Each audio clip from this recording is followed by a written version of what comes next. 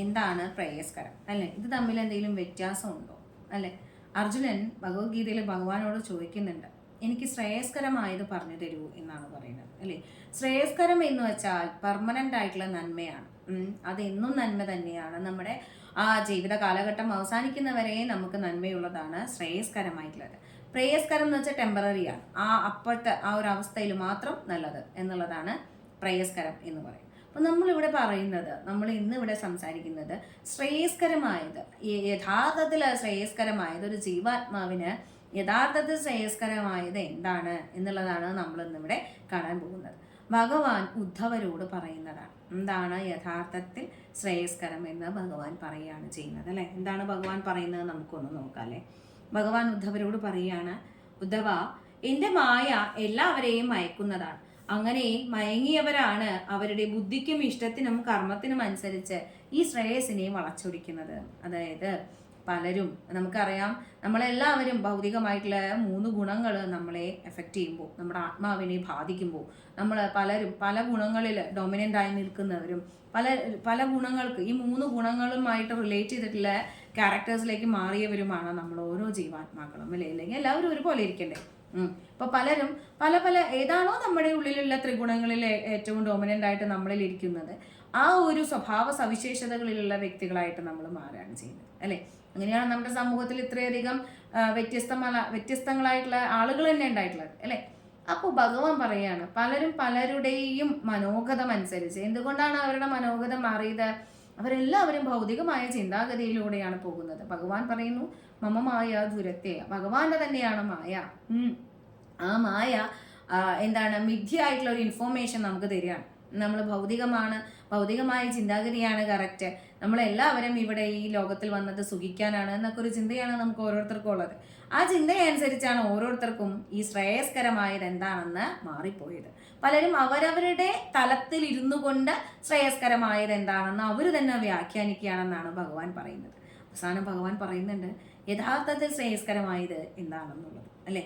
അപ്പോൾ ആദ്യം നമുക്ക് വ്യാഖ്യാനം കേൾക്കാം. എന്താണ് ഓരോരുത്തരുടെയും വ്യാഖ്യാനം എന്നുള്ളത് കേൾക്കാം അല്ലേ?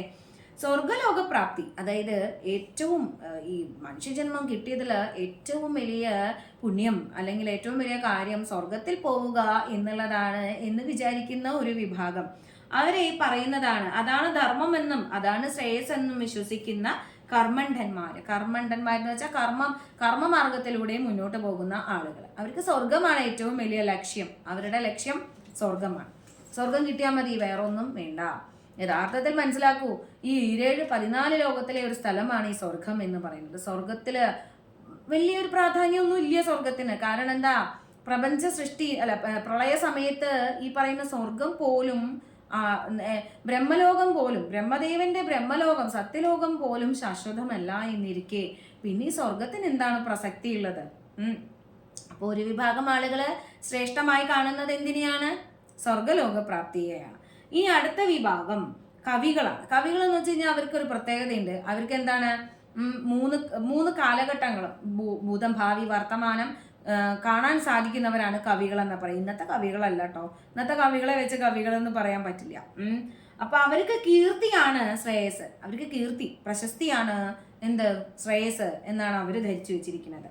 ഇനി വാത്സ്യായനന്മാർ ആരാണെന്ന് അറിയാം അല്ലേ? അങ്ങനെയുള്ളവരെന്താണ് കീർത്തിയായിട്ട് അല്ലെങ്കിൽ ശ്രേയസ്കരമായിട്ട് കാണുന്നത്? ആഗ്രഹ പൂർത്തീകരണമാണ്. അവരുടെ ആഗ്രഹ പൂർത്തീകരണമാണ് ശ്രേയസ് എന്നാണ് അവർ ധരിച്ചു വെച്ചിട്ടുള്ളത്. പിന്നെ ആരാണ്? പിന്നൊരു വിഭാഗമാണ് ആളുകള്, യോഗികള്.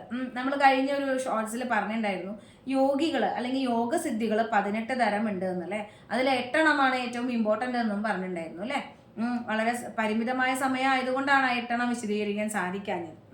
അപ്പൊ ഇവിടെ യോഗികൾ പറയുന്നു, സത്യം, ശമം, ധമം മുതലായവ ലഭിക്കുന്ന അണിമാതി ഐശ്വര്യങ്ങളാണ് ഏറ്റവും ശ്രേയസ്കരമെന്ന്. നേരത്തെ പറഞ്ഞ ആ 8 എണ്ണം, 8 എണ്ണങ്ങളാണ് ഏറ്റവും ശ്രേയസ്കരമെന്ന് യോഗികൾ ധരിച്ചു വെച്ചിരിക്കുന്നു. അവര് ശ്രേയസ്കരമായി കാണുന്നത് ഈ അണിമാതി ഐശ്വര്യങ്ങളെയാണ് യോഗികൾ. ഇനി അടുത്ത വിഭാഗക്കാരാണ് ചാർച്ചകന്മാര്. അവര് ശരീരത്തെ സുഖിപ്പിക്കുന്ന വിഷയങ്ങളെ അനുഭവിക്കലാണ് എന്ന് ചാർച്ചകന്മാര് ആയിട്ടുള്ള വിഭാഗം ആളുകളും അങ്ങനെ ധരിക്കുന്നു. പിന്നെന്താ വിചാരിക്കുന്നത്? കർമ്മയോഗികൾ, കർമ്മത്തിന് ഇമ്പോർട്ടൻസ് കൊടുക്കുന്ന ആളുകൾ എന്താ വിചാരിക്കുന്നത്? യജ്ഞം, ദാനം, തപസ്, വ്രതം, യമനിയമങ്ങൾ മുതലായവയാണ് എന്ന് കർമ്മയോഗികളും പറയുന്നു അല്ലേ. അപ്പൊ ഭഗവാൻ പറയാണ് ഇതെല്ലാം വേദങ്ങളിൽ പരാമർശിച്ചിട്ടുള്ളവയാണ്, ഇതെല്ലാം വേദങ്ങളിൽ പരാമർശിച്ചിട്ടുള്ള കാര്യങ്ങൾ തന്നെയാണ്.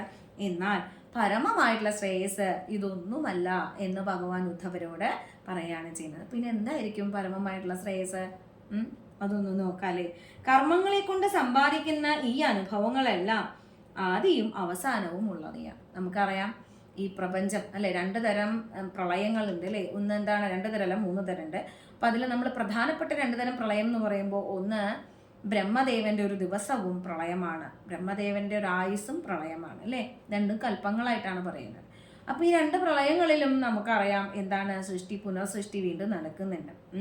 ആദ്യത്തെ പ്രളയത്തിൽ ഇനാക്റ്റീവ് മോഡിലാണെങ്കിൽ രണ്ടാമത്തെ പ്രളയത്തിൽ ഫുൾ തീർന്നു പോവുകയാണ് ചെയ്യുന്നത് അല്ലേ. ഇനി പ്രാകൃത പ്രളയമുണ്ട്, അതില് മുഴുവനും നശിക്കും, പരമദിവ്യോത്തമ പുരുഷനായിട്ടുള്ള ഭഗവാൻ മാത്രം അവശേഷിക്കുന്നു അല്ലേ. അങ്ങനെ 3 തരം പ്രളയങ്ങളാണ്, അത് നമുക്ക് പിന്നീട് പറയാം. അപ്പോ നമുക്കറിയാം ബാക്കിയെല്ലാം തന്നെ ഇപ്പൊ ഈ ഭഗവാൻ പറഞ്ഞ കർമ്മങ്ങളെ കൊണ്ട് സമ്പാദിക്കുന്നത്, ഇതെല്ലാം കർമ്മങ്ങൾ കൊണ്ട് സമ്പാദിച്ചതാണ് അല്ലേ. നേരത്തെ നമ്മൾ കണ്ട ആ കാറ്റഗറി ഇതെല്ലാം തന്നെ അവസാനമുള്ളതാണ്. ഇതിനൊക്കെ ഒരു എൻഡിങ് ഉണ്ട്. പക്ഷെ എൻഡിങ് ഇല്ലാത്തൊരു ശ്രേയസ് ഉണ്ട്, അതാണ് പരമമായിട്ടുള്ള ശ്രേയസ്. അതെന്താണെന്നാണ് പറയുന്നത് അല്ലേ. എന്താണ്? അജ്ഞാനത്താൽ മൂടപ്പെട്ടതും തുച്ഛമായ സുഖം മാത്രം തരുന്നതും ദുഃഖത്തിൽ കലർപ്പോട് കൂടിയവയുമാണ് ഈ പറഞ്ഞ എല്ലാ കർമ്മം കൊണ്ട് നേടുന്ന എല്ലാ ശ്രേയസ്സുകളും എന്നാണ് പറയുന്നത്. പക്ഷെ ഇതൊന്നും അല്ലാത്തൊരു ശ്രേയസ് എന്താണ്? ഏകാന്തമായ ഭക്തിയാണ് പരമമായിട്ടുള്ള ശ്രേയസ് എന്ന് ഭഗവാൻ ഉദ്ധവരോട് പറയുക അല്ലെ. ഉത്തമനായിട്ടുള്ള ഒരു ഭക്തനാണ് ഭഗവാന്റെ. ആ ഭക്തനോട് ഭഗവാൻ പറയാണ്, ഉദ്ധവ, ഏറ്റവും പരമമായിട്ടുള്ള ശ്രേയസ് എന്ന് പറയുന്നത് ഏകാന്ത ഭക്തിയാണ് എന്ന്. അതായത് ഭഗവാനോടുള്ള പൂർണ്ണ സമർപ്പണത്തോടു കൂടി അല്ലെ. ഭഗവാൻ ആരാണ്? പരമദിവ്യോത്തമ പുരുഷനാണ്. ആ ഭഗവാൻ എന്തിനാണ് ആ അവതാര രൂപത്തില് വരുന്നത്? ഭഗവാനെ കുറിച്ചിട്ടുള്ള എല്ലാ അറിവോടും കൂടി ഭഗവാനെ സേവിക്കണം എന്നാണ് ഭഗവാൻ പറയുന്നത്. അങ്ങനെയുള്ളവരെയാണ് ഭഗവാനെ ഏറെ ഇഷ്ടം. പിന്നെ ഭഗവാൻ എപ്പോഴും രഹസ്യമായിട്ടിരിക്കാൻ ഇഷ്ടപ്പെടുന്ന ഒരാളാണ് കേട്ടോ. ഭഗവാൻ എപ്പോഴും എല്ലാവരുടെ മുന്നിലും വ്യക്തമാവുന്ന ഒരാളല്ല. അപ്പോൾ അങ്ങനെയുള്ള ഭഗവാനെ മനസ്സിലാക്കാൻ ശ്രമിക്കുന്നവൻ നിസാരക്കാരനല്ല എന്ന് ഭഗവാൻ അറിയാം. അതാണ് ഏകാന്ത ഭക്തി എന്നതുകൊണ്ട് അർത്ഥമാക്കിയത്. ആ ഭക്തി തന്നെയാണ് ഏറ്റവും ശ്രേയസ്കരം എന്ന് ഭഗവാൻ പറയാം. അപ്പോൾ ആ ഏറ്റവും ശ്രേയസ്കരമായത്, നമ്മൾക്ക് ഇത്രയും മഹത്തരമായൊരു ജന്മം ഭഗവാൻ തന്നു അല്ലേ. അപ്പം ആ ജന്മം തന്നിട്ട് നമ്മളും ഏറ്റവും ശ്രേയസ്കരമായതല്ലേ നേടേണ്ടത്, പ്രേയസ്കരമായതല്ലല്ലോ നേടേണ്ടത്. അപ്പോൾ ആ ശ്രേയസ്കരമായത് എന്താണെന്ന് വ്യക്തമായി കഴിഞ്ഞു. അത് ഏകാന്തമായ ഭക്തിയാണ്, ഭഗവാനോടുള്ള അഗമ്യമായിട്ടുള്ള പ്രേമഭക്തി തന്നെയാണ്. ആ ഭക്തി നേടാൻ എൻ്റെ എല്ലാ കൂട്ടുകാർക്കും സാധിക്കട്ടെ. ഹരേ കൃഷ്ണ. ജയ് ശ്രീ രാധേ രാധേ. ഭഗവാനും രാധാറാണിയും എല്ലാവരെയും അനുഗ്രഹിക്കട്ടെ. ജയ് ശ്രീ രാധേ രാധേ. ഹരേ കൃഷ്ണ.